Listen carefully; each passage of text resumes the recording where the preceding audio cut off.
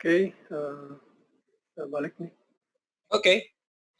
Kayaknya sudah jam 7:31, jadi kita sudah bisa mulai hari ini. Gimana, Om Ahmad, udah siap? Oke, silakan. Oke.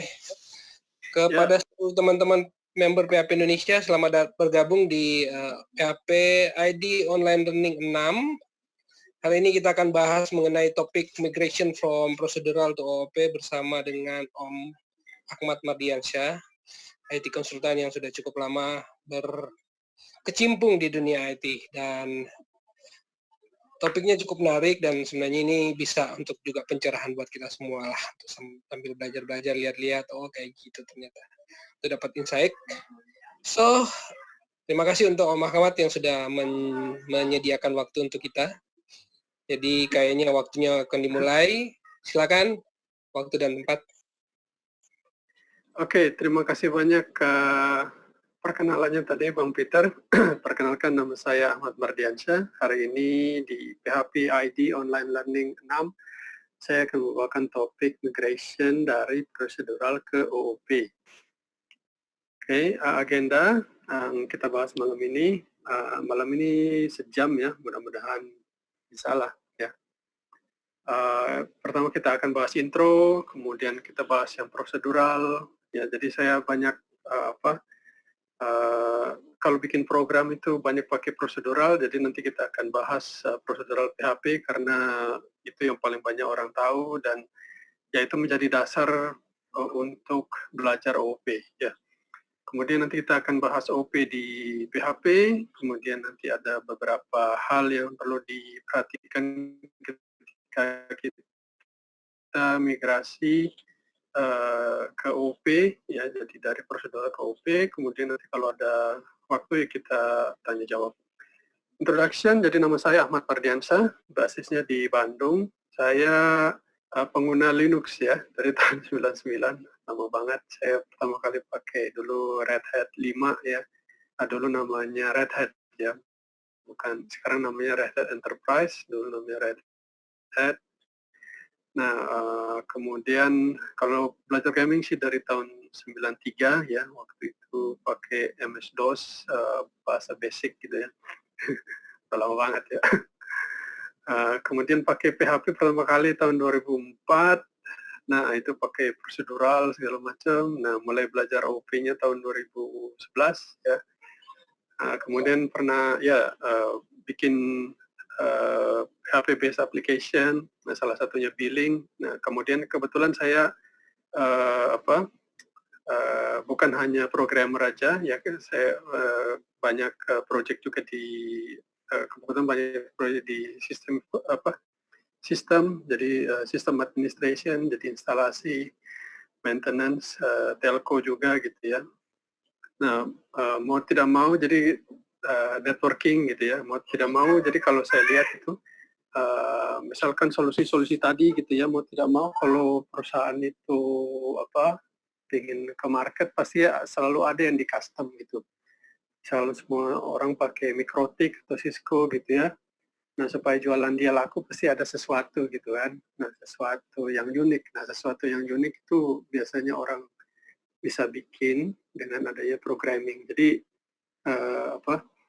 ya dari pengalaman ini mau tidak mau ya ya termasuk skill juga sendiri ya. Skill programming itu adalah skill yang penting diketahui jika kita kecimpung di IT gitu. Kemudian sempat trainer juga, training Linux, Krotik, saya bilang tadi, pengajar juga di universitas. Kalau teman-teman punya LinkedIn, kita bisa connect. Oke, begitu kira-kira. Nah, sekarang kita bahas tentang prosedur PHP ya. Jadi prosedur PHP itu, oh ya di sini ada chattingnya juga ya. Oh nggak ada ya? Ada. Chatting nanti saya yang jawab-jawab. Oh, oke ya. Oke, jadi pertama kali kita bahas prosedur PHP. Jadi di sini annotation-nya ada nggak ya? Buat gambar-gambar gitu. Ya itu screen otomatis langsung di-share semua kok. Jadi mau buka gambar juga boleh. Itu screen-nya Enggak, langsung. maksudnya saya mau ngegambar gitu. Oh, oke. Biasanya ada panelnya kan ya. Ada pen ya. Oh, silakan. Udah ada belum?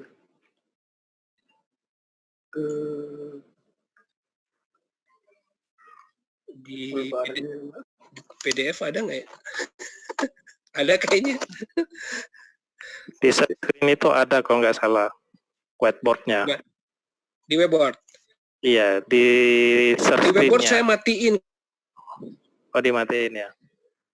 Oh, ya, Karena kadang-kadang kalau misalnya orang lain juga bisa nyoret-nyoret. Iya, whiteboard itu ya. Iya, di screen tapi mungkin Oke lah. Oke, jadi mungkin bisa dinyalakan whiteboard-nya kali ya. Saya coba sambil saya bahas ini. Oke, jadi, nanti saya coba. Oke, thank you. Nanti sambil saya cari, mungkin ada settingannya. Ya. Jadi pertama prosedural PHP, jadi kodenya dieksekusi sekuensial ya, dari atas ke bawah. Nah ini mudah untuk dibaca gitu, mudah cepat diimplementasikan, natural gitu ya, yang namanya manusia kan dari atas ke bawah gitu ya. Nah cuman garis program tuh bisa panjang banget gitu ya. Jadi kita perlu cara untuk arsitek program kita. Nah di kanan tuh contohnya misalnya kan ya itu tadi ya, kita define itu kan untuk yang konstan ya, statik gitu, dia nggak bisa dirubah. Habis itu kita taruh variabel, nah terus logic gitu ya, dari atas ke bawah. Udah tinggal baca, oke gitu. Ini biasanya struktur program kita seperti ini kan. Nah terus ya kita pengen efisien supaya nggak terlalu panjang kan, karena kalau terlalu panjang itu repot kita baca kan.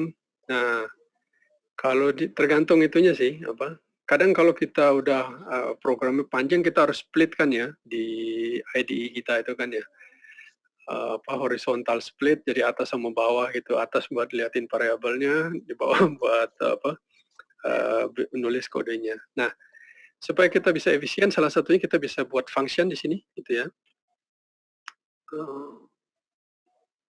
Sorry, kelihatan nggak warna merah kuningnya itu? Kelihatan. Ya, cuman ini saya lagi nyari pensil ya, karena saya bukan highlighter. Oh ya, ini ada nih kayaknya. Ya, jadi dari sini ya kita bikin fungsi gitu. Nah, fungsinya di fungsi itu kita kelompokkan kita kelompokkan kode-kode kita gitu ya. Nah terus kita nanti panggil lewat di sini programnya gitu. Jadi programnya kita tuh jadi lebih lebih bagus gitu. Ya, lebih mudah dibaca lah. Oke, next. Nah terus kalau kita bikin fungsi ya kan fungsinya banyak banget. Nah, untuk lebih program kita lebih efisien, nah kita taruh dia di include di sini kan, include. Ini tak pakai warna biru aja kan.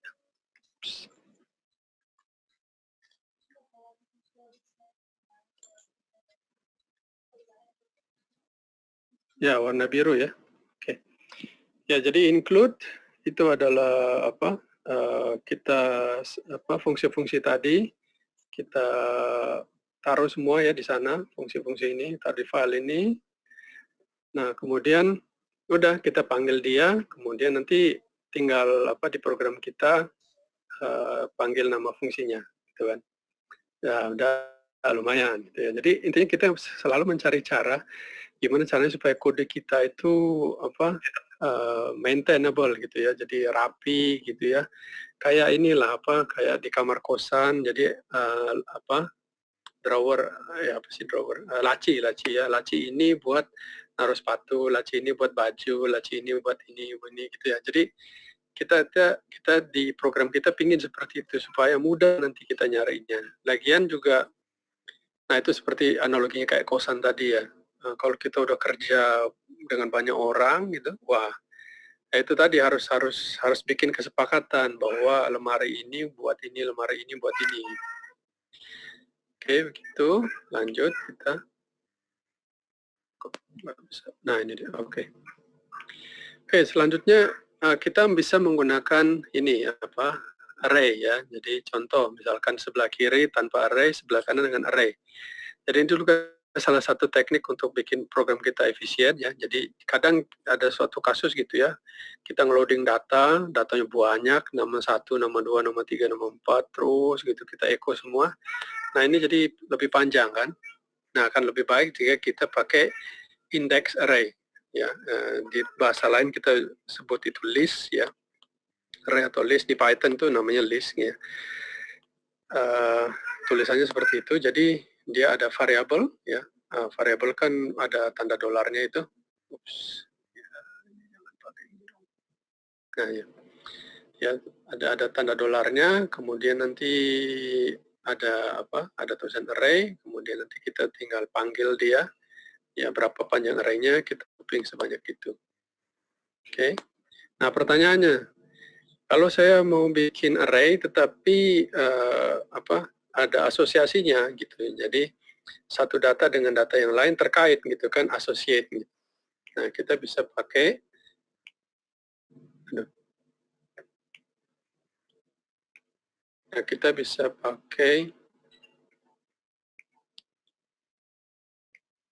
bisa pakai associative array ya. Jadi contoh sebelah kiri ya, jadi nama 1 age, jadi nama, umur, nama, umur, nama, umur. Nah, kalau kasusnya seperti ini, kita bisa pakai yang ini, sebelah kanan ini ya, pakai associative array. Nah, nanti untuk manggilnya, ya, kita udah nggak pakai lagi indeks yang seperti sebelumnya. Kalau sebelumnya kan ada indeks 0, 1, 2, 3 gitu ya. Nah, ini istilahnya key value. Ada key, ya David, kemudian key-nya namanya David, kemudian value-nya 23 gitu. Oke, ini salah satu cara kita membuat program kita lebih lebih mudah dibaca. Dan juga lebih scalable ya. Scalable itu artinya bisa bisa menampung banyak gitu ya. Jadi kalau kita misalkan pakai array seperti ini ya, itu kan kita bisa unlimited array-nya gitu ya. Mau ada 10 nama boleh, mau ada 100 nama boleh gitu kan. Fleksibel kita. Sama associative array juga begitu. Nah, dengan feature-feature tadi kita bikin include, kita bikin array, kita bikin array asosiatif ya, itu udah jadi barang ya, bisa jadi barang. Kita bisa connect ke database, kita bisa masukin insert data, bisa tarik data, kita bisa looping gitu ya, bisa taruh data tampilkan data dalam bentuk table, itu udah bisa jadi barang lah. Kita bisa jualan ke customer kan gitu ya. Lagi customer juga ya, kadang beberapa customer juga nggak pengen tahu apa isinya gitu. Yang penting lu bisa pencet ini, munculnya ini kan gitu. Oke, tapi dari sisi kita pengen bahwa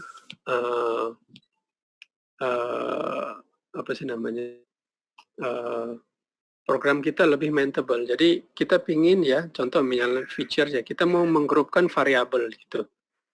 Kita kemudian lebih menasosiasikan variabel atau fungsi ya, sehingga kita bisa merepresentasikan objek yang real gitu, misalkan user atau apa gitu ya. Kemudian kita mendefinisikan akses ke variabel. Jadi variabel ini boleh dirubah, yang ini jangan gitu. Kalau mau dirubah harus tata caranya seperti ini.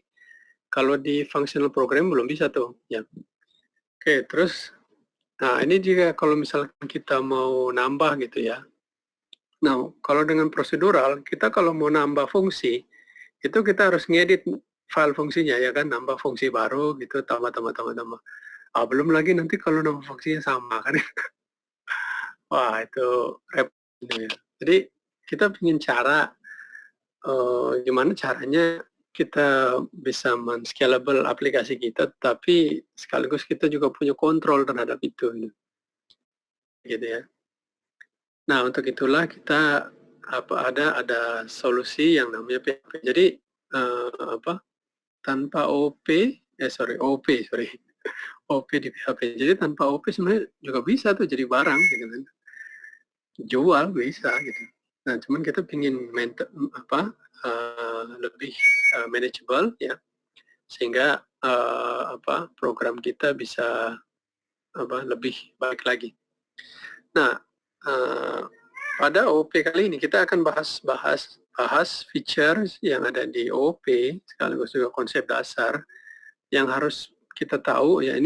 Jadi saya ceritanya ini berdasarkan pengalaman gitu ya. Jadi ya saya bikin aplikasi berasaskan PHP dan awalnya saya dari prosedural gitu. Terus ada barang baru namanya OP, apa pula ini kan gitu ya.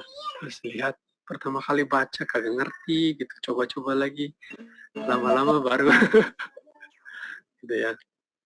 Nah, jadi pertama kali yang namanya OP itu harus tahu antara kelas dan objek. Bagi saya pribadi ngelihat, jadi kalau orang saya pertama kali belajar OP, orang tuh selalu kelas itu adalah blueprint. Misalkan mobil, bapak-bapak, ibu-ibu, kelas adalah kalau melihat kayak gitu, bagi saya yang udah programming tuh justru jadi bingung gitu. Ya, saya berusaha menjelaskan konsep kelas dan objek berdasarkan pengetahuan yang saya lihat gitu. Jadi bagi saya sebuah kelas itu adalah sebuah grup atau set gitu ya dari variabel dan function. Jadi tadi sebelumnya sudah lihat ya bahwa kita menggrupkan function itu dalam sebuah file ya kan. Nah, kelas itu sama mirip kayak gitu ya. Jadi menggrupkan sebuah file. Jadi kita tulisannya dari seperti ini nanti ya. Kita bikin kelas ya, kemudian nanti di dalam kelas itu ada yang namanya property, ada yang namanya method. Apa sih property method itu sama aja kayak prosedural ya. Jadi maksud saya jangan kalau OP, ini pengalaman pribadi ya, mungkin teman-teman jauh lebih hebat dari saya gitu ya. Wah, OP aja nggak ngerti. Kalau saya belajar OP-nya memang rada struggle gitu ya. Jadi saya di sini sharing aja bagaimana saya belajar OP. Oke. Nah, jadi di situ ada properti, ada yang namanya method. Itu sama aja kayak variabel sama function gitu. Jadi kalau di prosedural kita sebut variabel, ada function, cuma dua itu aja kan ya. Ada satu lagi sih namanya konstan gitu ya. Di OOP itu dirubah namanya jadi atribut properti. Intinya itu sama aja, itu variabel bisa dirubah-rubah gitu.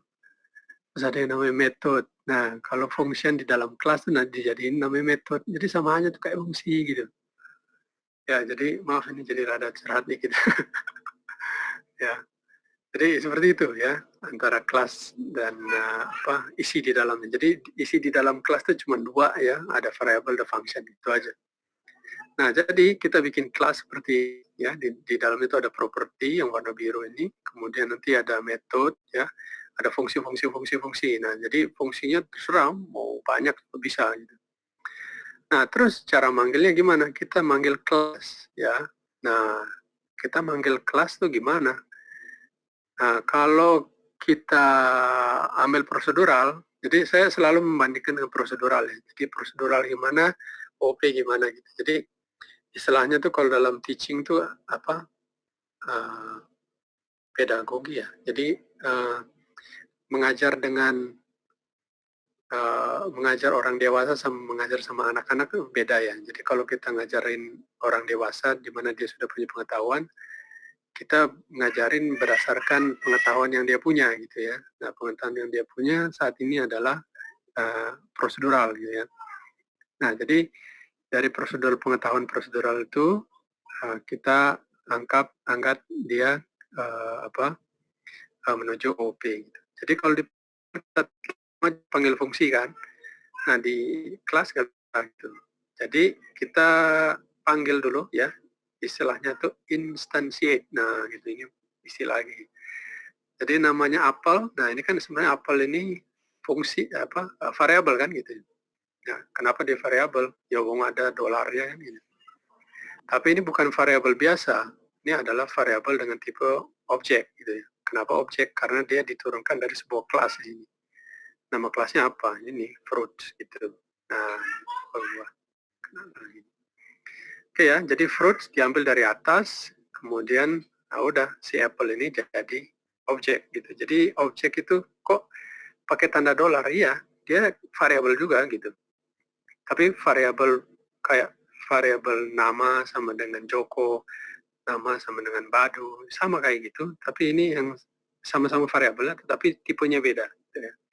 Kalau tipe variabel kan macam-macam tuh ya, ada string, ada integer, ada float, ya kan, atau desimal, ya. Nah, ada juga yang tipe variabel objek. Nah, ini objek gitu. Nah, nanti kalau sudah diinstantiate, dia nanti si memori, si PHP akan mengalokasikan alamat di memori untuk dia gitu. Nah, nanti setelah itu, jadi kita punya dua variabel ini buat dua objek gitu ya. Kemudian nanti kita bisa pakai gitu. Nah, apple sama dengan name. Nah, di sini apple name gitu ya. Jadi kelasnya apple, atributnya name. Jadi sebenarnya di sini ada atributnya yang namanya name ya. Atas ini name. Ya. Nah, itu sama variabel. Nah, variabel bisa kita utak-atik gitu. Nah, contoh dalam baris ini yang mango ini, saya assign dia namanya mango. Jadi istilahnya tuh kalau OOP sama aja kita mengakses seperti biasa gitu ya. Tapi sebelum kita mengakses variabel atau metode atau fungsi itu, kita harus instantiate dulu kelasnya gitu ya. Jadi kelas di instance jadi objek. Nah, baru kita bisa masuk yang ada di dalam kelas. Menurut saya ini pemikiran yang brilian ya. Jadi kita menggrupkan objek, bukan menggrupkan variabel dan fungsi ke dalam sebuah kelas itu menurut saya ini ide yang brilian gitu ya. Setelah saya ngerti caranya. Gitu ya. Jadi contoh ya, kalau mau mengakses variabel itu seperti ini ya, apple sama dengan apple name mango ya, kemudian kita mengakses yang ini saya biru ya, set name gitu ya, mengakses metode. Nah, kemudian kita masukin argumen ditangkap oleh parameter di sana. Nah, terus ada yang namanya this ya. Nah, this itu kalau kita punya, jadi dari things inside the class mau akses things inside the class lagi. Jadi di sini kan ada name ya, ada name di sini. Oke, ini kita hapus deh biar bersih. Jadi yang this ini dia this name ya. This ini artinya ya, internal mengakses internal gitu ya. Nah, kalau apple name seperti ini ya, saya di bawah, ini artinya eksternal, saya ada di eksternal, mengakses internal yang di dalam kelas, kemudian tak utak-atik jadi mango gitu. Gitu ya. Nah, tapi kalau di dalam mengakses hal yang di dalam kelas, nah itu kayaknya this ini. Ini ya this ini nanti ya akan mengakses di sini. Oops. Gitu ya. Oke. Nah, jadi this itu, jadi kalau teman-teman lihat ya, saya pertama kali juga baca this ini apa gitu ya. Ini variabel apaan ini? Oh, jadi artinya kalau kita ada di dalam kelas, mau akses hal lain yang ada di dalam kelasnya itu, pakai this. Oke. Jelas ya? Oke, lanjut.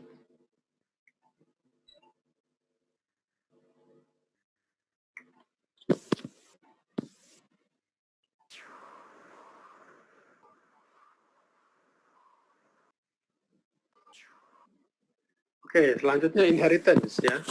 Jadi inheritance ini banyak dipakai kalau teman-teman pakai framework ya. Kenapa sih harus extend gitu. Jadi istilahnya si pembuat framework udah menyediakan sesuatu ya buat kita ya, di mana silakan kreativitas kita untuk mengextend atau menambahkan fungsionalitas dari framework dia gitu. Nah, caranya ya kita extend aja kelas yang sudah dia buat gitu. Jadi misalnya ada kelas controller, kita extend kan gitu ya. Nah, caranya gimana? Ya pakai ini. Nah, pakai kata-kata extend ini. Jadi kita punya dua kelas di sini ya, kelas fruits dan ini kelas fruit dan kelas strawberry ya. Nah, gitu. Oke. Nah, di sini kita bisa new strawberry. Nah, di sini ya. New strawberry. Oh, sorry, ini rada ke bawah ya. Jadi kita bisa instance dia. Kita lakukan instansiasi. Nah, jadi yang kita instance itu adalah child class-nya. Jadi parent class-nya fruit, child class-nya itu strawberry. Nah, kita instance. Jadi nggak harus instance yang parent-nya, nggak perlu. Jadi kita instance yang strawberry-nya, yang bawah itu, ya. Kemudian, tapi enaknya kalau di inheritance ini, metode atau fungsi atau variabel yang ada di parent, yang ada di fruit, kita bisa akses juga gitu. Jadi kita, kalau misalnya kita bikin, kalau di prosedural kan kita harus bikin ini lagi, harus bikin variabel lagi kan gitu ya. Nah, ini kita bisa tinggal pakai aja gitu. Jadi istilahnya itu nggak perlu hal yang sama, nggak perlu kita kerjakan lagi gitu. Oke, karena sudah disediakan oleh si parent-nya itu. Oke, begitu. Selanjutnya adalah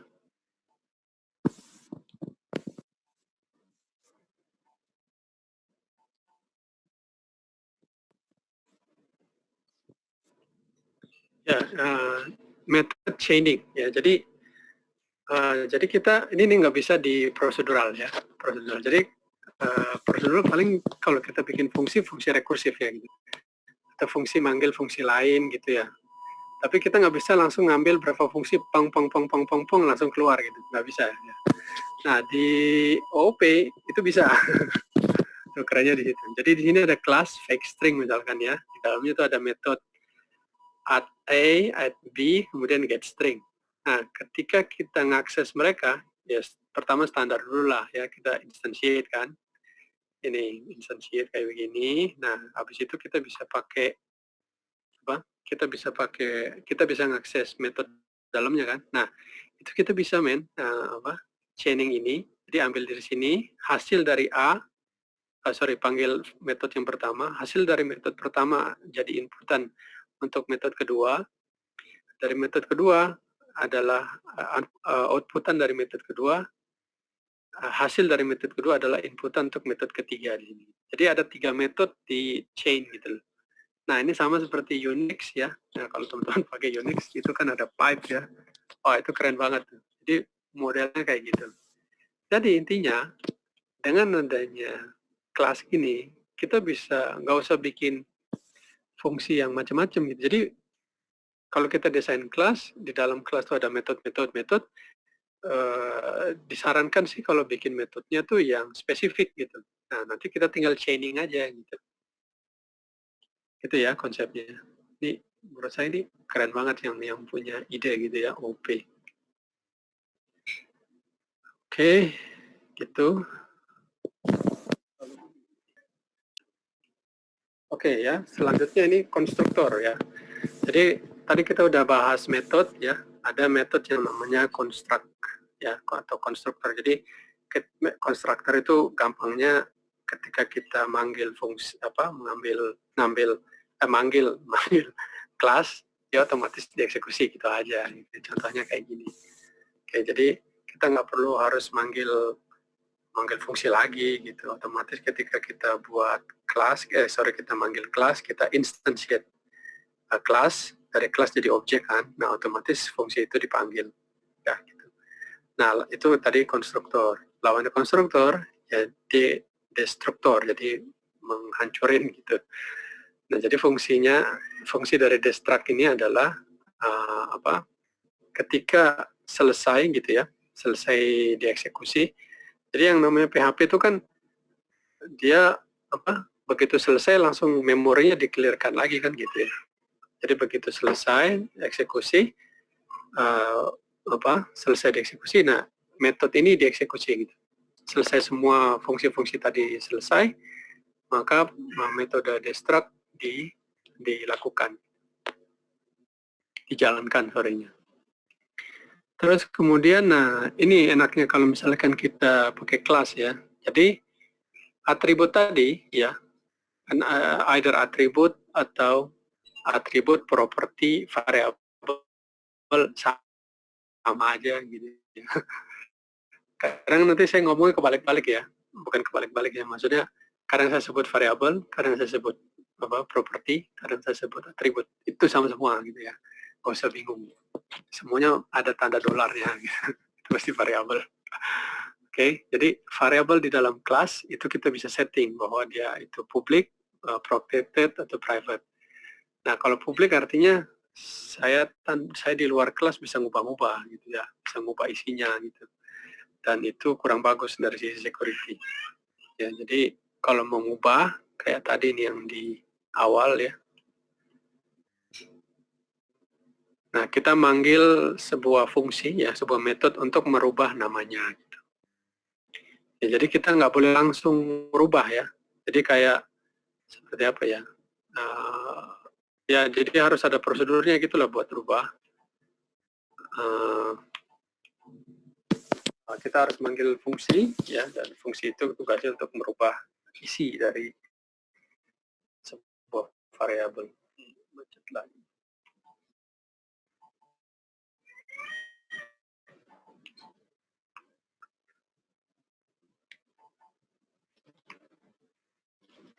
Oke, itu access modifier. Jadi di sisi atribut. Nah, jadi kalau Anda bisa lihat di sini ya, ketika kita assign dia color ya, colornya yellow, itu bakalan error atau weight-nya itu juga karena tipenya itu adalah protected dan private ya. Jadi yang bisa dirubah langsung ya itu adalah name ya, mango name ya, variable name pada kelas fruit gitu ya. Itu kan ada dia tipenya public, nah itu kita bisa langsung. Jadi kalau kita ngerubah kayak begini, itu artinya kita ada di publik ya, dan publik di eksternal, di luar kelas kan gitu ya. Tapi kan saya udah instansiate kelas, berarti kalau saya ngakses itu berarti saya ada di dalam kelas. Enggak ya, jadi kita tetap ada di luar kelas, dan kita mau rubah dia, dan itu nggak boleh gitu kalau tipe atributnya itu protected atau private. Sama juga kalau fungsi gitu ya. Nah, fungsi juga sama. Oh, ini salah, ini yang merahnya, ini harusnya ke atas. Ini kalau jadi PDF jadi begini nih. Oke, nanti saya rubah lagi itunya ya. Harusnya ini ya, protected kayak begini.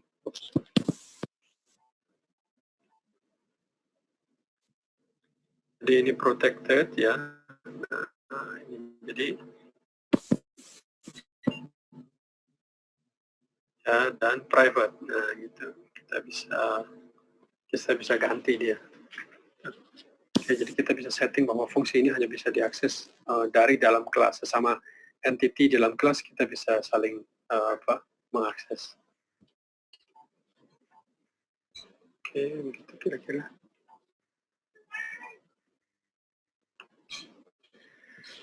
Oke, next adalah abstrak.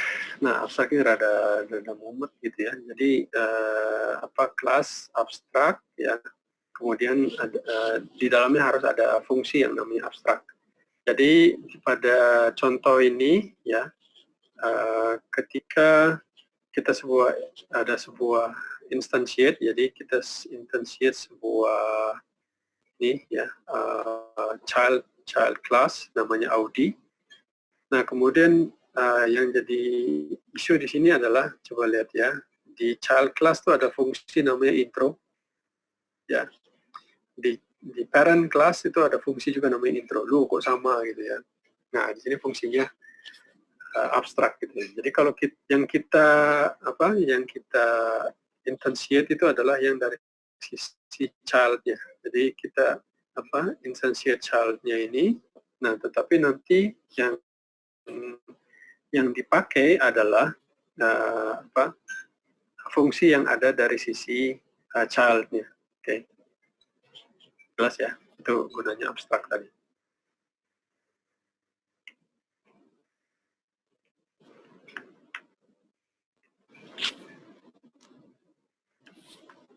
Oke. Selanjutnya ini trait ya. Trait itu menurut saya bukan ini ya. Bukan kelas gitu ya. Jadi dia kayak trait, di dalam trait itu ada variabel, ada function seperti biasa lah ya. Nah, jadi gini, permasalahannya kalau kita pakai inheritance ya. Mana ini inheritance? Nah, ini inheritance kan. Yang kita instantiate itu adalah child-nya. Nah, sebagai child saya bisa akses itu kan. Saya bisa akses metode atau variables yang ada di parent. Oke. Jadi saya ulangi lagi, saya adalah child, saya bisa mengakses hal-hal yang ada di parent. Ya dong. Nah, kalau parentnya beda, gimana? Nggak bisa kan? Oh, kalau gitu tak rubah aja parentnya. Oh, jangan dong. Oh, hancur lagi kelas kita gitu ya. Nah, untuk itu ada yang namanya trait gitu. Jadi ketika kita bikin kelas, tolong dong saya mau pakai fungsi ini. Nah, kita bisa pakai use saja. Use, nanti ambil trait-nya mana gitu. Jadi dari kita instantiate use di sini ya. Message 1 itu apa? Message 1 itu ya adalah ininya ya, yang di atas ini. Nah, jadi panggil dari sana gitu ya. Oke. Jadi kalau OOP gitu ya, beda dengan prosedural gitu ya. Kalau prosedural tadi dia lurus saja dari atas ke bawah. Ya, tapi kalau prosedural kita instantiate ini lompat ke sini, dari sini lompat lagi ke atas, terus itu balik lagi gitu. Gitu. Jadi ya seperti itu ya. Jadi nggak garis lurus gitu. Belajar OOP juga ketika belajar gitu ya, antara bawah sama atas itu layarnya biasanya saya split gitu. Saya tahu oh ini dari atas ke bawah, atas ke bawah. Gitu. Apalagi kalau kelasnya gede gitu ya, oh variabelnya banyak. Jadi gitu ya Bang. Oke, tentang migrasi ke OOP ya beberapa checklist ya. Jadi untuk OOP menurut saya kita jangan, misalnya kalau kita belum ngerti OOP gitu ya, langsung pakai OOP, cek dulu deh ya, step back dulu. Itu kayak seperti kita mau lompat parit gitu ya. Kita ada di pinggir parit kecil lah gitu ya. Kita ada di pinggirnya, mau lompat gitu ya. Oh, di sebelah sana OOP gitu. Menurut saya mundur dulu, planning, baru kita bisa lari gitu. Ya, dan yang pertama untuk OOP itu adalah desain ya, desain. Nah ini terkait juga tentang arsitektur. Kemarin tuh ada yang cerita bahwa ada pejabat negara bilang Indonesia kekurangan programmer, padahal programmer banyak. Nah ternyata yang dimaksudkan itu adalah programmer yang ngerti arsitektur dari dia, gimana cara bikin kelas gitu ya. Nah itu tuh penting ya. Jadi karena ini tadi ya checklist untuk PHP, karena ini mitos dari OOP ya. Jadi kalau kita pakai OOP itu otomatis nanti kode kita jadi lebih bagus. Tergantung juga Pak gitu ya. Kalau desainnya, makanya di slide ini saya bilang desain. Desain kelas tuh penting gitu ya. Jadi kadang kalau kita udah desain yang bagus ya, itu jarang berubah. Nah itu ya.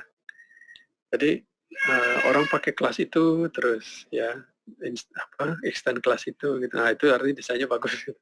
Jadi jangan apa-apa rubah kelas, Ah itu sama aja nggak bagus gitu ya. Jadi sekali lagi tadi itu ya berubah desain kelas itu penting.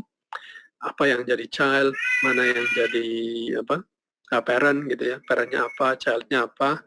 terus nanti di dalam kelas itu variabelnya apa aja, di dalam kelas metodenya apa aja gitu ya. Gitu. Oke, jadi ada beberapa mitos tadi ya yang sudah dibahas ya. Pertama, dulu ada yang bilang ke saya, kalau pemula langsung aja ke OP gitu. Wah, menurut saya nggak juga gitu ya.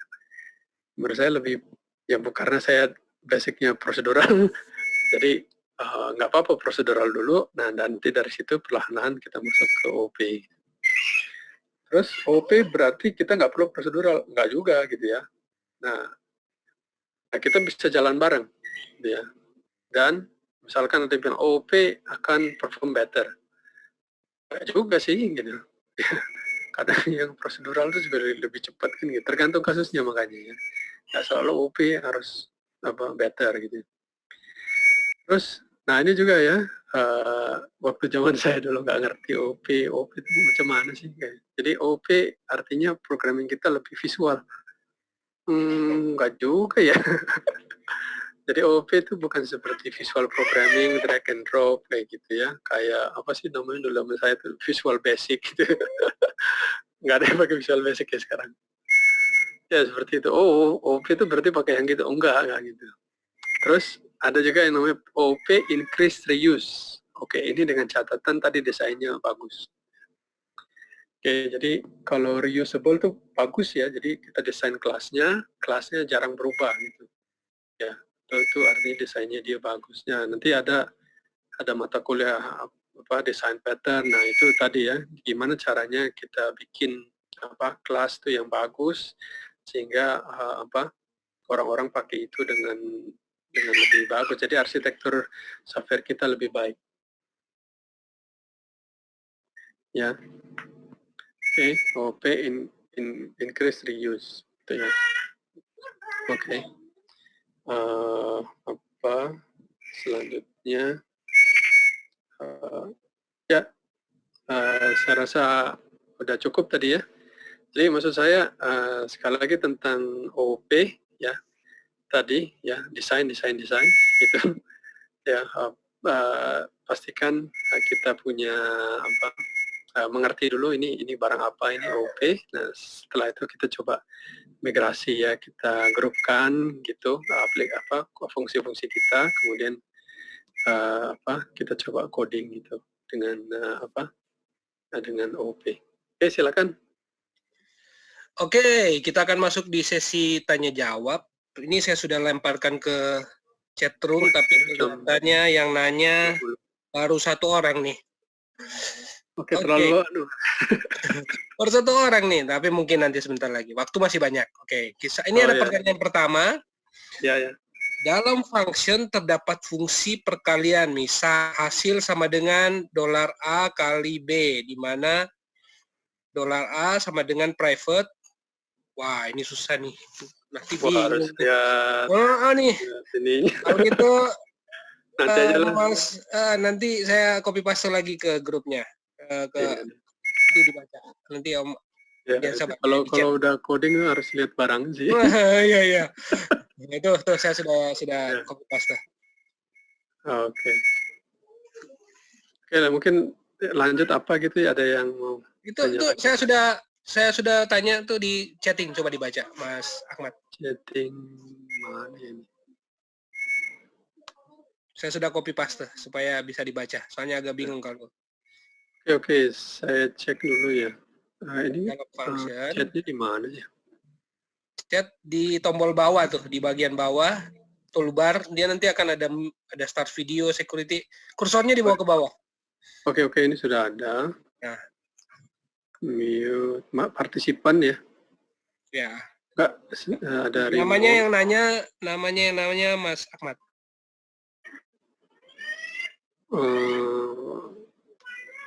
Itu saya sudah copy paste.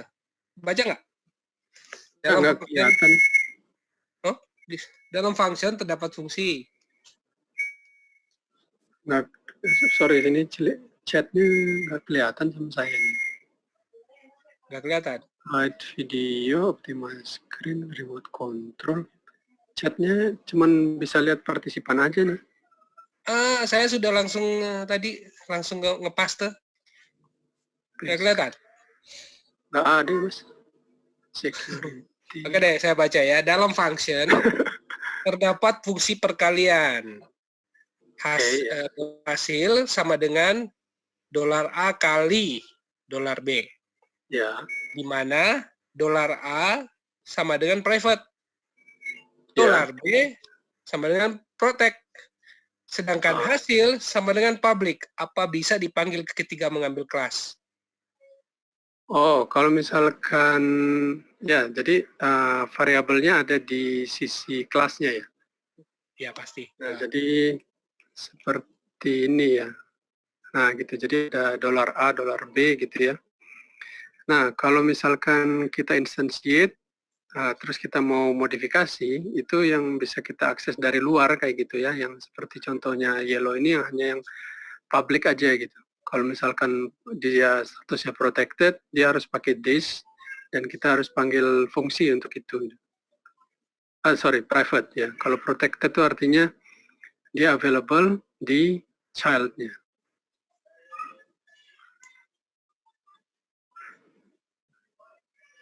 Oke. Udah. Pertanyaan kedua, cara memanggil function di dalam function di kelas yang sama.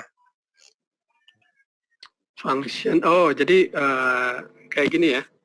Nah, itu sama aja kita pakai this gitu. Cuma nanti ya namanya function gitu.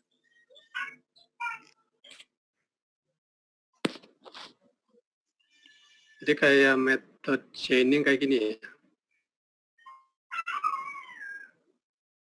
Nah, kayak gini.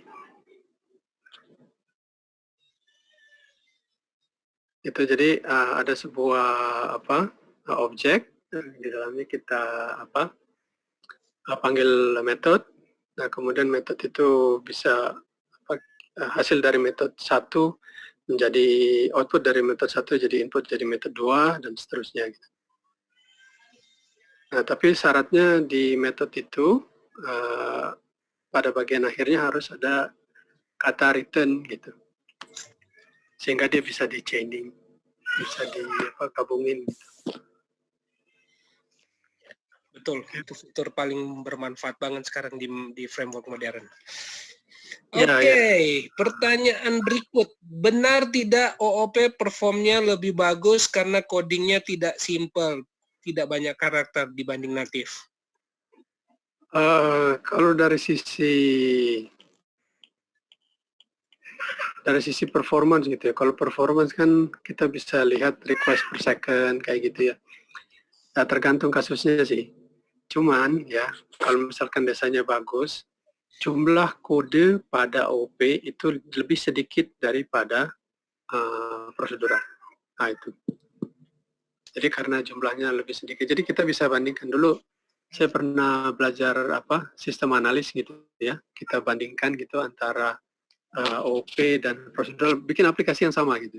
Nah, jumlah kode pada OP itu lebih sedikit dari kalau kita coding dengan prosedural gitu. Itu aja sih. Jadi dari sisi maintainability ya karena lebih sedikit kan yang dilihat, jadi lebih maintainable gitu. Oke, pertanyaan berikut. Tadi Om Ahmad jelaskan planning dulu sebelum ke OOP. Bagaimana desain kelas, metode, apa saja yang dibutuhkan. Berarti kita perlu latihan ya Om. Mohon pencerahannya, cara latihannya, apa yang perlu dibuat, dipraktekkan. Oh ya, jadi ya ini pertanyaan bagus ya. Saya juga dulu belajar OP itu kayak gini gitu ya. Kelas mobil gitu ya.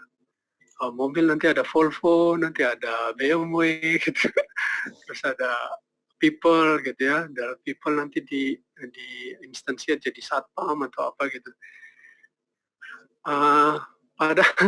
Padahal ketika kita coding kan kagak ada itunya ya, mobil gitu atau apa gitu. Jadi yang kita ambil di sini konsepnya dulu ya, konsepnya dulu. Nah, nanti baru kita buat itu di sistem nyatanya gitu. Dan memang kalau misalkan belajar OOP gini, saya saranin sih kita bikin kayak framework sendiri gitu. Jadi jangan pakai framework yang ada deh gitu. Bukan saya nggak boleh pakai Code Igniter atau Laravel gitu ya. Mending belajar dulu deh bikin kelas gitu ya, bikin OP prosedural dulu. Kita bikin contoh misalnya bikin kelas database ya, database. Nah, otomatis kalau kita construct otomatis dia connect gitu kan. Nah, kan standar tuh ya. Nah, nanti terus kalau mau bikin metode untuk query gimana, kalau untuk select gimana gitu ya, terus untuk counting gimana, itu kan sebenarnya fungsi-fungsi yang kita sering pakai dan kita bisa masukin itu ke dalam kelas database kan gitu ya. Nah gitu udah. Jadi sekali lagi ketika kita mau OP desain. Jadi kelasnya tuh apa aja gitu tuh bagus kelihatannya kayak diagram. Kalau teman-teman belajar kuliah sistem informasi gitu ya, saya lupa nama kuliahnya, pasti ada yang namanya kelas diagram kan gitu ya. Nah, kelas diagram tuh kadang-kadang kita bikin kan asal aja gitu. Oh, ternyata enggak gitu. Jadi fungsi, misalnya kalau di software house besar, yang namanya sistem analis bertanggung jawab terhadap desain itu gitu. Jadi kalau di software house besar, saya belum di sana juga sih. Cerita dari teman saya yang sudah pernah di sana, intinya programmer do not think. Jadi programmer jangan mikir gitu. Ya mikir siapa ya, sistem analisnya. Jadi ini harus bikin harus bikin kelas apa ya, di dalam kelas itu ada metode apa ya. Itu jangan urusan programmer deh. Gitu ya. Urusan sistem analis dia yang bikin gitu. Oh, berarti sistem analisisnya harus jago. Iya, biasanya sistem analis itu adalah programmer senior, kemudian jadi sistem analis gitu. Jadi desain tuh dalam OOP kayaknya mempunyai peran yang signifikan banget. Oke, pertanyaan ada 14 nih, banyak. Oh gitu. Pertanyaan berikut, kapan harus menggunakan trade? Oh ya, trade. Nah ini trade ya. Jadi trade itu tadi ya, kita mau mana ini contohnya? Inheritance. Ya, jadi saya mau kita punya kelas ya, extend sebuah kelas. Kita instansiasi sebuah kelas, di mana kelasnya itu kan terbatas ya nggak. Ketika kita extend sebuah kelas, kita cuma hanya bisa main-main yang dalam kelas itu kan gitu ya. Nah, kalau ada fungsi lain yang di luar kelas, gimana saya mau masukinnya? Nah, itu pakai trade. Nah, ini. Jadi dalam kelas itu ada use, ya use-nya use trade gitu.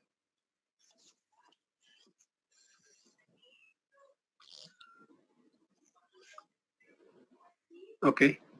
Oh begitu toh. Saya juga baru tahu. Oke. Ya, jadi saya ulangi ya. Ya, betul. Jadi, inheritance ya, inheritance. Ya. Jadi saya kalau misalkan instantiate parent kah atau child ya, saya cuma bisa ngakses yang ada di dalam kelas itu, ya kan? Fungsi yang ada dalam kelas itu sama variabel yang ada dalam situ, cuman gaulnya di situ aja gitu. Oke. Gaulnya di dalam kelas itu sama parent dan ya parent child gitu ya. Jadi kita kita instantiate child, kita bisa ngakses yang ada di parent kan gitu udah. Tapi kalau ada fungsi lain yang di luar parent gimana? Ya kan? Kadang ada kasus gitu. Nah, untuk itulah kita pakai trade gitu. Jadi nanti dalam kelas itu udah aku pakai itu, tambahin aja nih use trade apa gitu. Siap. Mantap, itu dari Om Grama yang nanya. Pertanyaan berikut dari Om Rian Hadi. Kalau belajar framework, misal CI, apakah harus belajar OOP apa langsung belajar CI? OOP dulu, Pak. Ini saya ya. Kalau saya pribadi gitu, saya belajar OOP ini kayak berdarah-darah gitu. Kok ini ada saya kayak gini loh, maksudnya?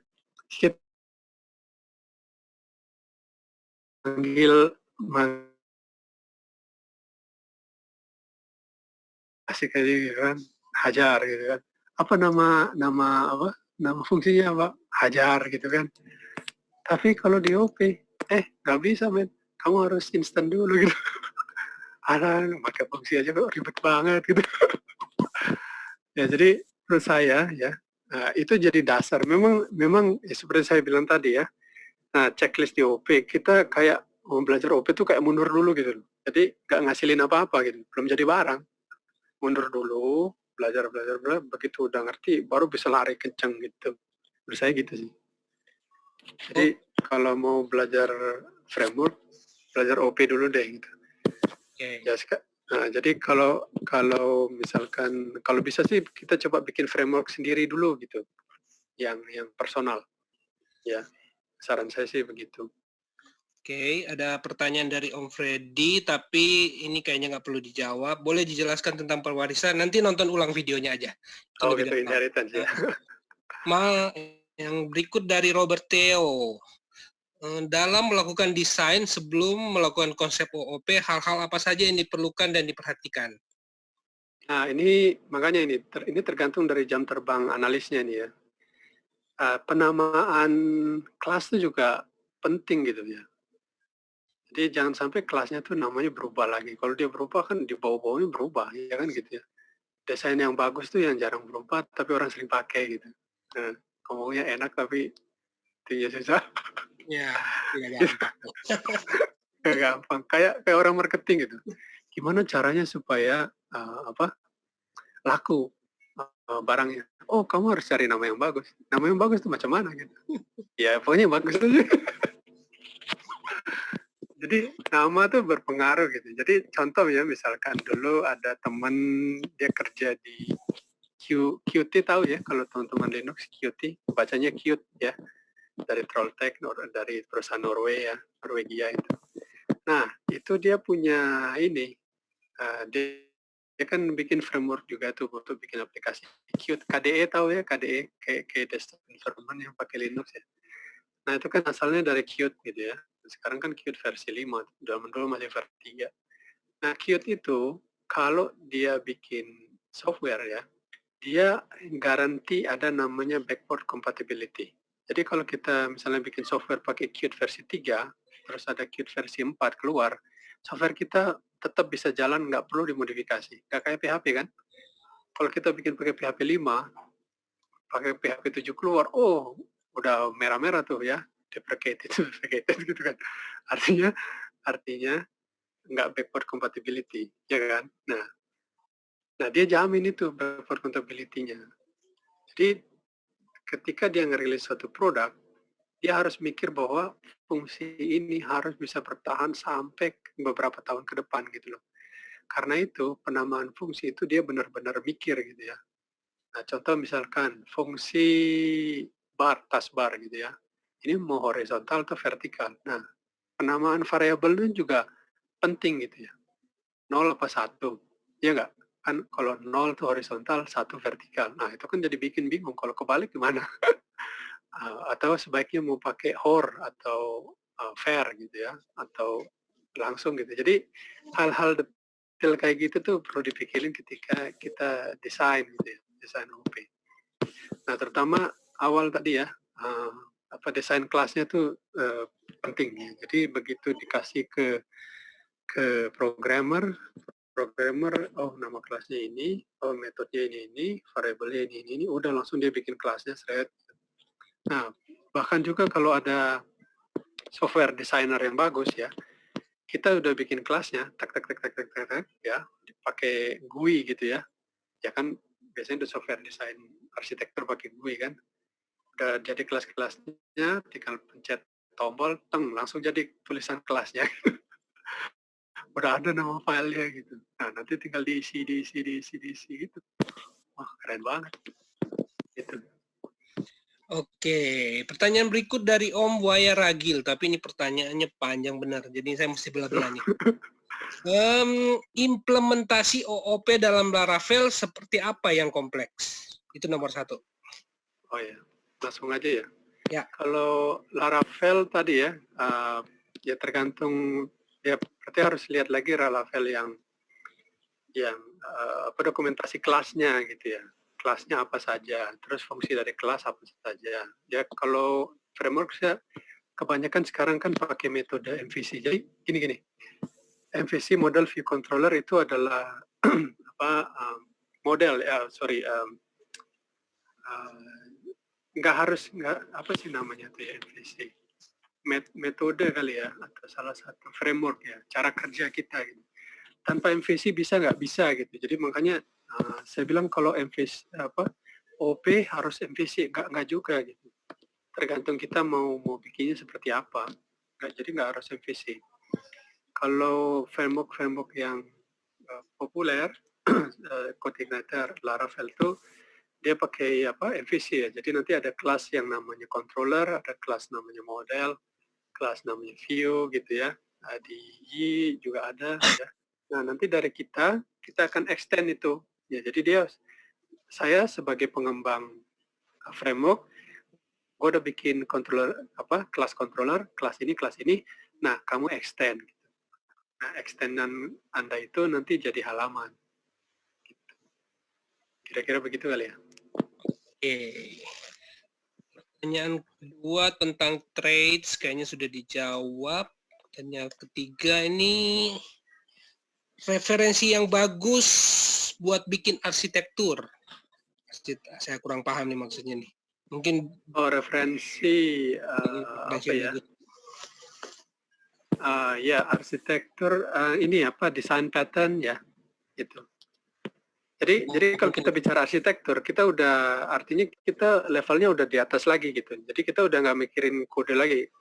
Oh berarti orang yang mikirin arsitektur dia harus bisa coding. Iya, biasanya yang namanya sistem analis idealnya nih, itu secara ideal.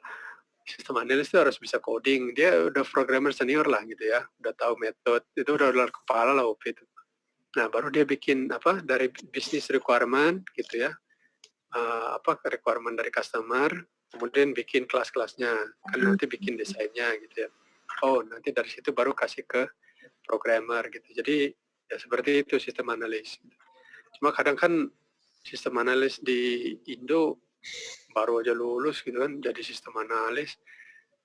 Ya repot. Gitu.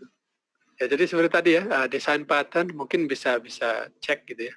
Apa saja itu yang dipelajari kalau kita bikin desain pattern gitu. Jadi OP itu, maaf ya, OP itu bukan Java ya, enggak ya Java dia programmingnya OP, tapi konsep OP sendiri itu konsep umum gitu. Jadi bukan hanya Java, bukan hanya Python gitu. Jadi Java memang dari awal dia OP dan dia nggak ada prosedural dari awal, dia harus bikin kelas gitu ya. Ada kelebihannya gitu. Nah, terus bahasa-bahasa lain juga support gitu ya. Jadi kalau kita udah bisa kayak desain pattern gitu ya, itu nanti kalau mau pakai Java ayo gitu ya. Kalau mau pakai PHP ayo gitu ya. Jadi bahasa bisa berubah gitu. Jadi makanya ada orang bilang arsitektur over teknologi.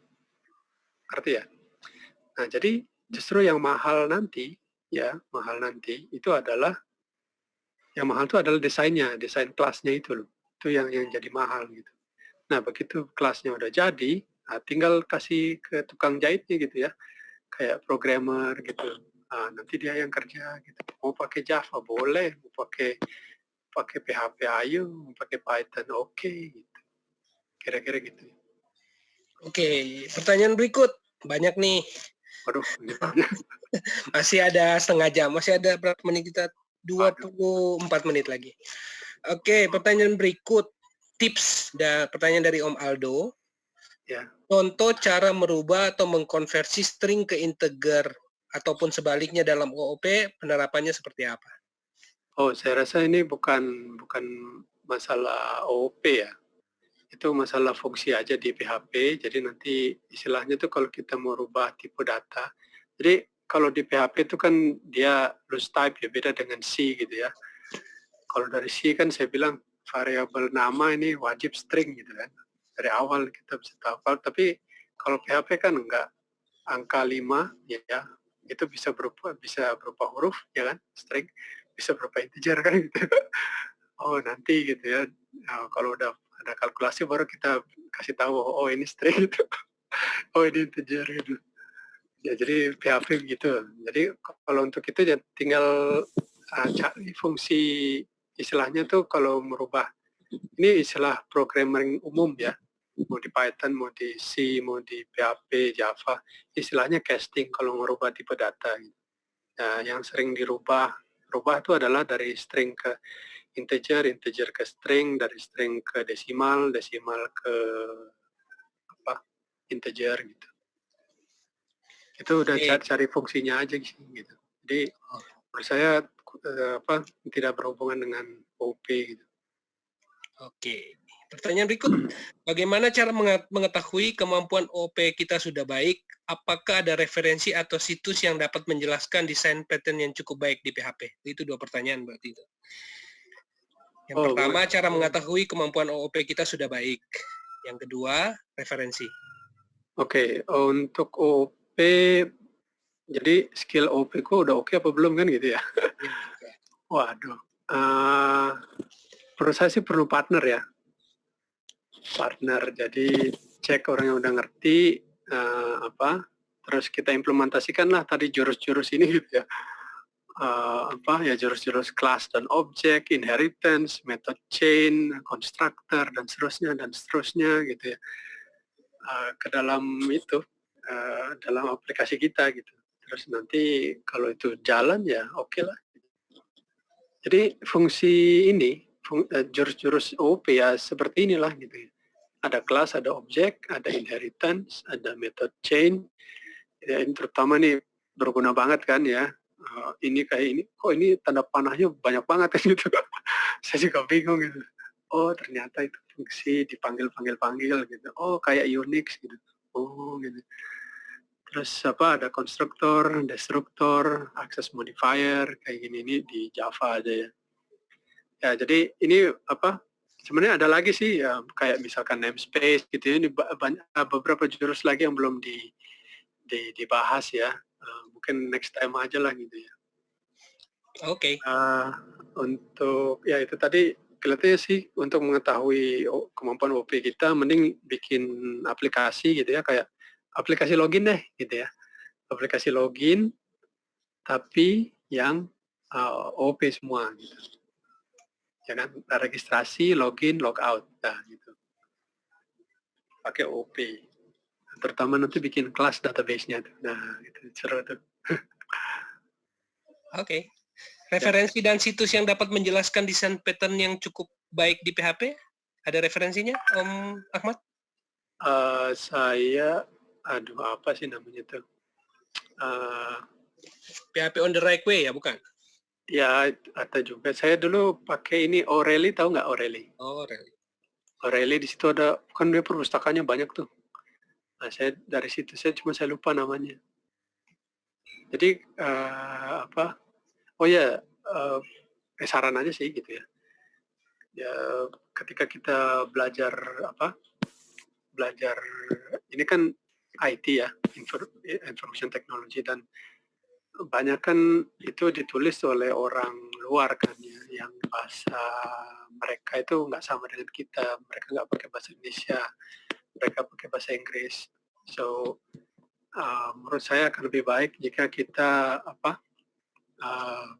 ya belajar langsung dari bahasa ibunya, karena punten nih, mohon maaf gitu, kalau saya pernah beli buku bahasa Indonesia gitu, jadi kayak rada bingung gitu, mendingan baca bahasa aslinya gitu.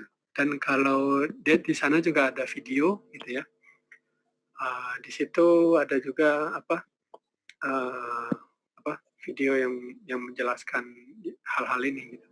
Jadi kalau menurut saya sih belajar teknisnya dulu ya, inheritance segala macam, bikin aplikasi. Nah habis itu baru kita belajar desain patternnya. Soalnya kalau belajar desain pattern nggak ngerti teknisnya ya gimana gitu ya. Oke. Ya. Banyak lagi nih, tambah banyak nih. Untuk memanggil fungsi atau variabel di dalam kelas yang sama, lebih baik menggunakan $dis atau self (2.2). Oh ya, self itu dipakai kalau ini apa? Konstan ya, ya. Atau ini juga saya belum baca ya. Saya cek lagi deh. Ya, kalau misalkan this itu untuk akses itu apa? Variabel. Seperti di sini kan ya. Nah, ini this. Ya, mungkin di next meeting atau kapan nanti kita akan coba pakai yang self gitu ya. Self, kemudian ada itu ya, apa? Kolon-kolon kan gitu ya. Berarti kita masih ada seri berikut. Yang Ahmad ya. OV soalnya apa ya? Luas. Luas sih ya. Ya ini belum ya masih juga tadi ada harusnya saya tambah ini ya konstan gitu ya. Kalau konstan itu kan kayak kalau di prosedural itu kayak yang define gitu loh. Mana sih? Ini kayak define kan. Define itu ya kayak variabel juga, tapi nggak bisa dirubah kan gitu. Ya makanya apa dipakai misalkan buat nama database siapa gitu. Terus alamat database-nya, IP address-nya berapa gitu, password-nya apa gitu. Oh, kalau itu bisa dirubah, wah hancur kita gitu. Nah ini taruh di konstan gitu. Oke, lanjut. Pertanyaan dari Sulhan Jauhari. Ini agak misal saya punya modul yang di dalamnya terdapat fungsi buat mengambil data. Katakan get A, get B. Mending ditaruh di dalam kelas atau diekspor per function? Oh, ekspor per function itu gimana? Mending kalau menurut saya sih ya ini tadi apa di dalam kelas ya. Ini apa? Mana ini? Ini ya. Jadi kalau function ya ditaruh dalam kelas itu. Jadi get up. Jadi kalau di Java atau apa namanya setter dan getter gitu. Jadi ngeset itu artinya kita ngeset sesuatu ya. Get itu artinya get sesuatu gitu. Jadi kita nggak boleh seperti yang di slide 13 ini kita langsung namanya saya ganti jadi Mango gitu. Langsung aja saya rubah. Oh jangan. Kita ngerubah sesuatu tapi nggak langsung harus pakai ini dulu apa? Harus pakai fungsi dulu.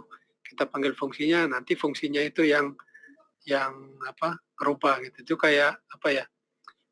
Jadi dia tuh kayak orang ketiga lah gitu ya. Jadi saya mau beli langsung tapi pakai perantara gitu. Nah, gitulah. Jadi kita nggak boleh beli langsung, harus pakai perantara gitu. Jadi takutnya nanti kalau kita mau kalau ngerubah langsung, misalkan ya variabelnya itu sensitif, misalkan balance, nggak boleh ya. Jadi kita harus pakai perantara dulu, pakai fungsi tertentu. Nah, bisa jadi di fungsi tertentu itu ada fungsi-fungsi misalkan untuk activity log. Nah, gitu kan. Nah, penting tuh. Jadi kadang kalau kita bikin aplikasi kan user tadi ngeklik tombol mana aja, ngeklik halaman aja. Nah, itu kan harus ada trace-nya ya. Nah, dengan adanya setter getter kayak gini, kan kita bisa lebih mudah itu kalau bikin activity log-nya ya kan. Kita tinggal tambah fungsi tambah logic di situ bahwa setiap kali dia melakukan sesuatu nulis ke activity log. Activity log-nya tulis di mana? Tulis di tabel misalkan. Jadi ada tabel activity log, kolom-kolomnya ya standar lah, waktu ya, timestamp, kemudian daya IP address mana, dia ngakses halaman apa, terus apa yang dirubah, sebelum dirubah namanya apa gitu. Sampai segitunya. Oke. Ya. Pertanyaan berikut dari Om Fakrul Rosi. Bisa nggak sih Om otomatis initiate class? Jadi kita hanya tinggal manggil nama kelasnya saja.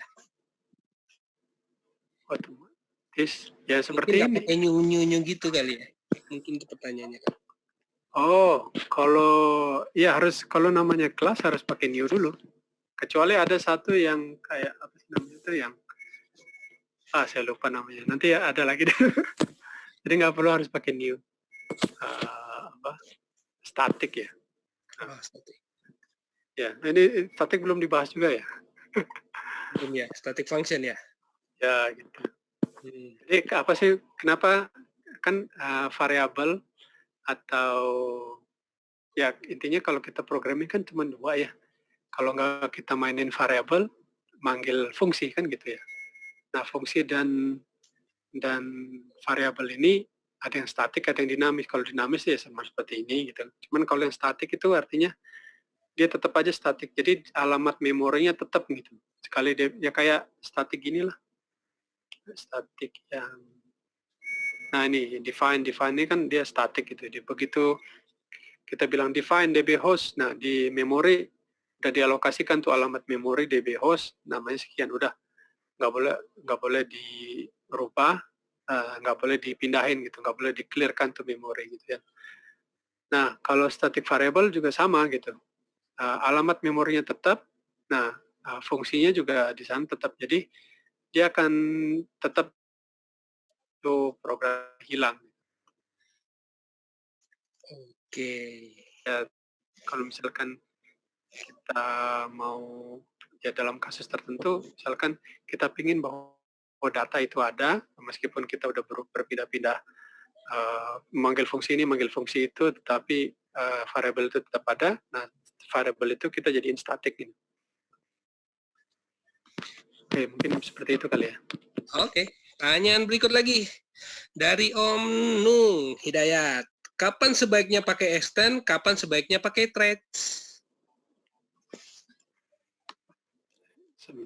Oke, kita extend berarti inheritance kan gitu ya? Ya. Ya, jadi kalau menurut saya ya, kalau bisa di extend ya extend aja gitu. Jadi pada saat ya itu kasus tertentu ya, kalau misalkan dia mengakses fungsi ya seperti ini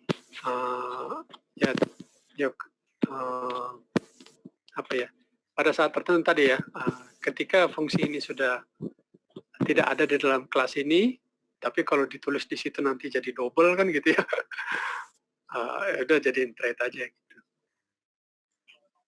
Jadi ada sebuah fungsi ya, misalkan menghitung luas ya, menghitung luas. Jadi nanti kalau saya taruh di thread ya, thread menghitung luas. Terus ternyata di kelas saya ada mau menggunakan fungsi menghitung luas juga gitu ya di kelas saya. Tapi kalau gue bikin lagi fungsi itu ntar double dong, ya nggak kan? Ya udah dia jadi thread aja gitu, gue panggil dia gitu.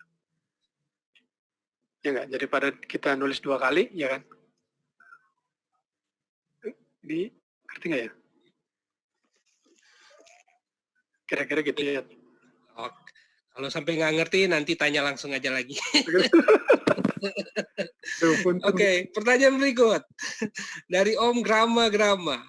Di dalam abstrak diperbolehkan untuk tidak implement semua function di dalamnya. Dalam kasus apa abstrak dibutuhkan? Oh, ini abstrak nih. Ini ada apa? Jadi gini, kalau abstrak itu ya kita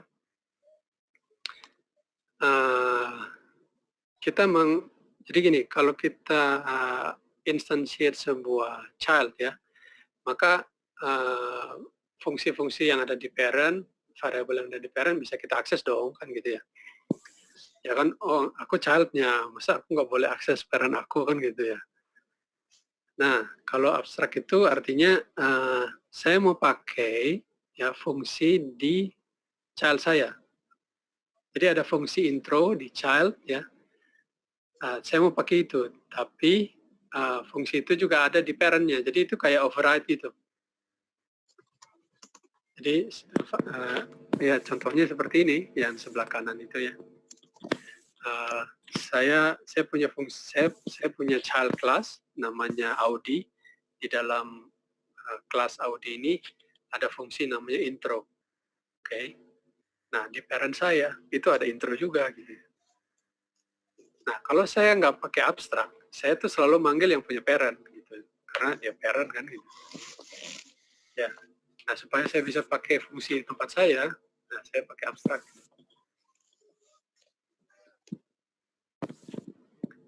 Oke.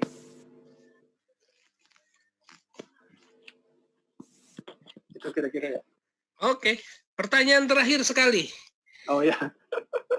Dari Om Rizky Faturrahman, Oh, banyak ternyata ya. Selama kuliah, yang saya pelajari OOP hanya Java saja.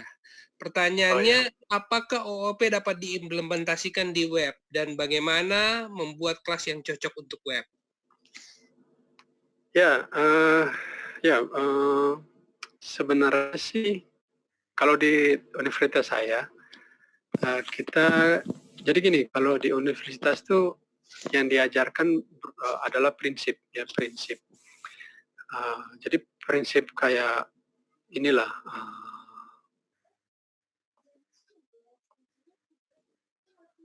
Nah, kayak beginilah prinsip itu ya. Apa itu variabel? Apa itu if, then, else, kemudian looping. Looping tuh nanti ada for, ada while gitu ya. Jadi yang diajarin tuh basicnya. Jadi setelah basic tuh udah mengerti, nah nanti tinggal si siswa itu sendiri yang mengembangkan gitu. Karena apa ya, misalkan for di PHP sama yang di Python ya mirip-mirip juga kan ya. Artinya logikanya gitu yang diajarkan kan logikanya. Terus bisa nggak kalau misalnya saya udah belajar Java, terus saya bisa pakai di tempat lain, bisa aja gitu. Nah menurut saya kalau ngajarin, menurut saya nih ya, ini pribadi, menurut saya kalau ngajarin algoritma dan pemrograman itu kuliah dasar, ya itu sebaiknya jangan langsung Java deh, karena tidak semua aplikasi di dunia pakai OP kan gitu ya. Nah, mendingan menurut saya sih, mendingan belajar yang lain, misalkan Python atau PHP. Jadi nanti awal kita ajarin standar gitu ya, programming standar kayak begini di halaman ini nih. Nah, nanti setelah berapa lama, mungkin tengah semester kedua ya, setelah UTS gitu baru masuk ke object orientednya gitu. Gitu. Terus apakah tadi apakah pengetahuan yang didapat setelah belajar Java bisa diimplementasi di tempat lain? Bisa aja, cuma kita harus adaptasi gitu. Jadi yang seperti saya bilang tadi di universitas yang diajarkan prinsipnya gitu. Kenapa prinsip? Supaya kita bisa lebih agile kan gitu ya. Prinsipnya looping itu seperti ini, prinsipnya while seperti ini gitu. Kalau misalkan loopingnya kita nggak tahu kapan selesai ya berarti pakai while kan gitu ya. Kalau loopingnya tahu 10 kali ya berarti pakai for kan gitu ya. Terus kalau pakai kita mau looping dengan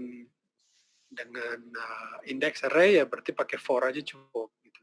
Tapi kalau array-nya itu berupa dictionary, kita pakai for each. Sama di Python juga sama gitu. Jadi menurut saya apakah bisa diimplementasikan? Bisa, cuma perlu ada ada proses adaptasi. Terus kalau untuk web tadi ya, salah satu MVC itu apa sih namanya?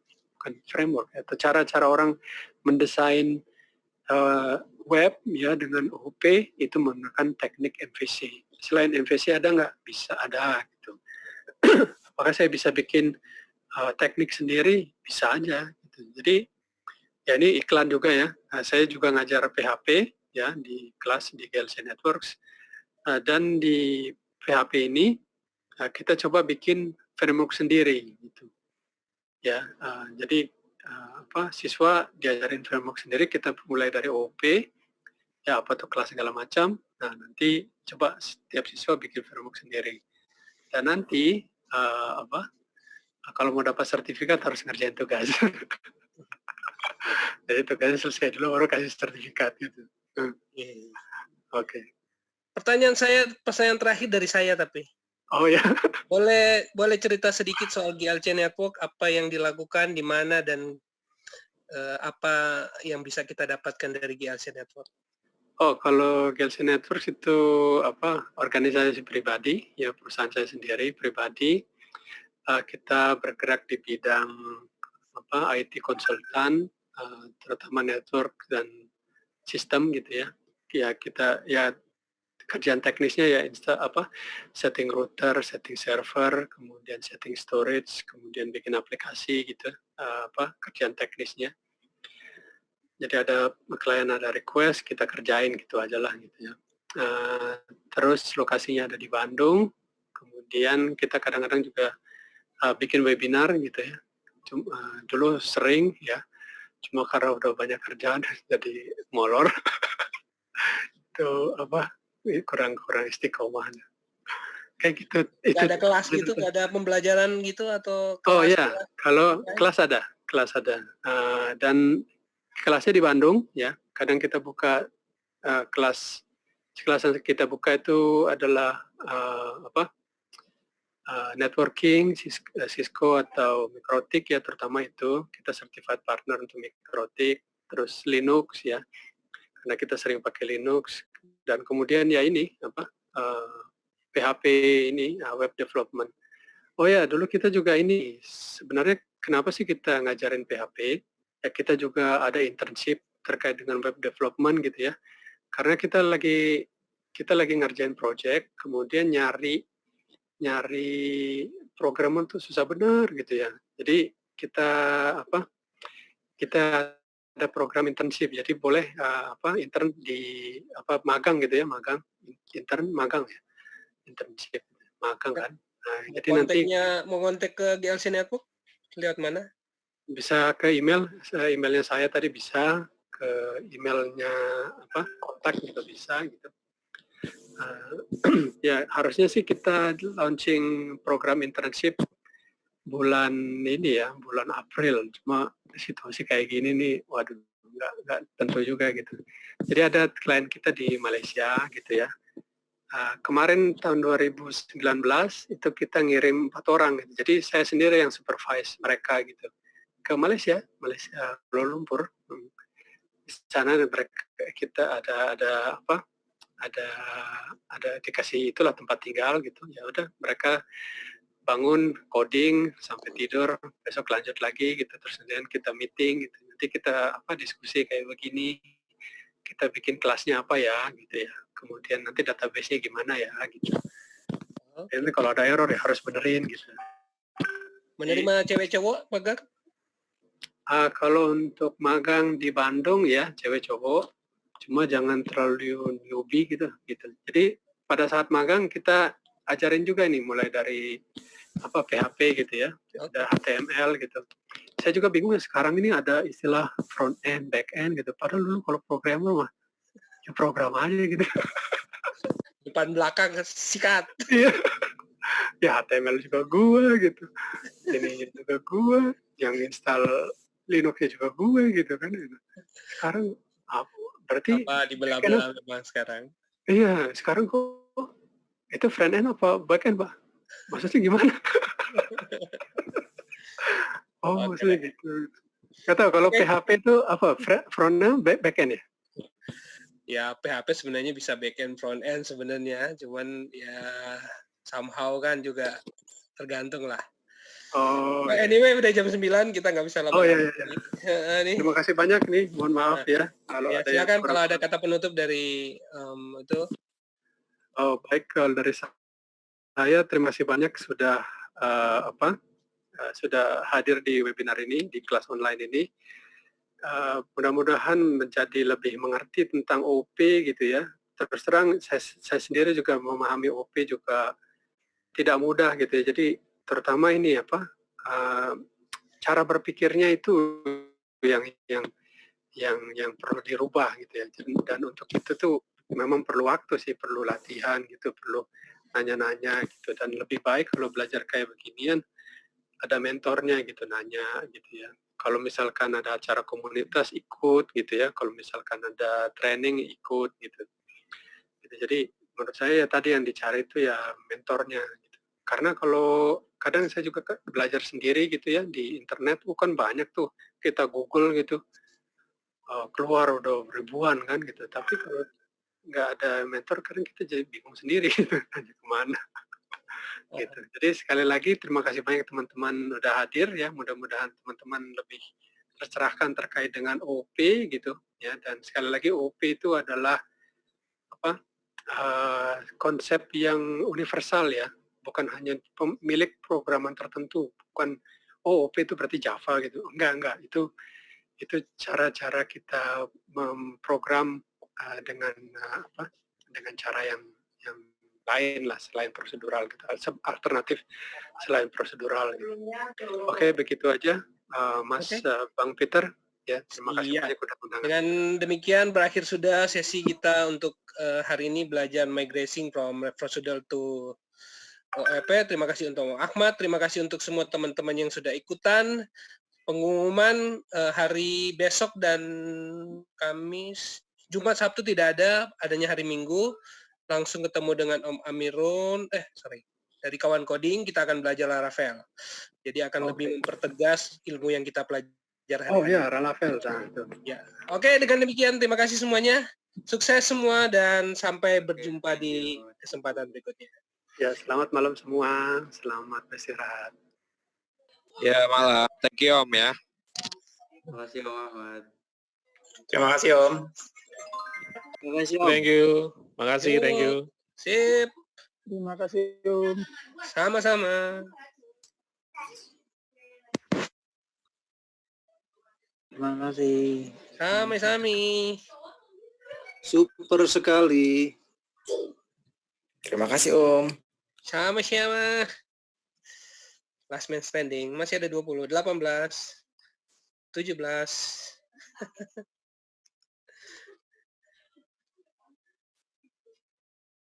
Wah, betah nih kayaknya yang lain.